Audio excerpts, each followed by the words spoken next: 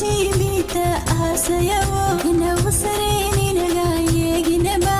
ಹೇಗಿದ ಮೇಲೆಯೂ ಸಿಗಾಗಿತ್ತ ಅಡಿ ಹಿಂದಾಡು ಹೋಗಿ ಉಳತರಿನ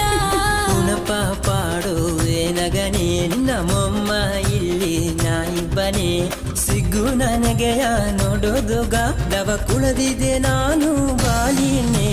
ಮಾಡವು ಬೇಡ ಎನ್ನ ಎಣ್ಣೆ ಎನ್ನ ಬದುಕವೆ ನಿನಗ ತನ್ನೆ ಎಣ್ಣೆ